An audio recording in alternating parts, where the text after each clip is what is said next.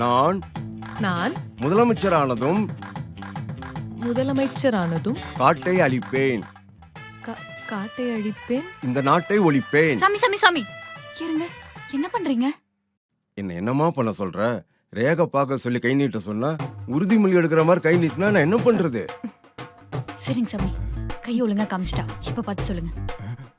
ஐயோ, என்ன ரேகை கண்ணா பின்னால இருக்கு. இப்படி இருந்தா நான் எப்படி சொல்லுவேன்? இவ்வளவு நேரம் பாக்குறாரு. பாக்குறத பார்த்தா காணாம போன டைட்டானிக் கப்பலையே கண்டுபிடிச்சிட்டு போல இருக்கே. புடிச்சிட்டேன்.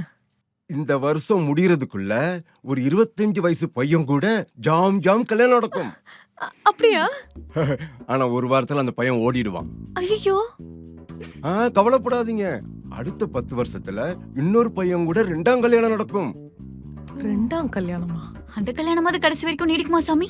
அதுக்கு ஆயுஸ் கெட்டிமா. பரவாயில்ல பரவாயில்ல. உனக்கு ஒரு நிமிஷம் டைம் தரேன். அதுக்குள்ள இங்க இருந்து போகல. மாமா இருமா, எனக்கு கருணாக்கு நான் சொல்றது அப்படியே நடக்கும். ஐயோ சாமி, நான் எதுவுமே சொல்லல சாமி. ஆனா என் ஃப்ரெண்டுக்கும் அப்படியே பாத்துட்டீங்கன்னா ரொம்ப புண்ணியமா போகும் சாமி. சாமி சாமி, அட, எனக்கு அதெல்லாம் கை நம்பிக்கை இல்ல. நீட்டுமா. எனக்கு அட, வேணாம். காட்டுமா, அட, நீட்டு. காட்டு, தெரிஞ்சுப்போம். உன்னோட பிறந்த தேதி சொல்லு. டிசம்பர் 5. டிசம்பர் 5.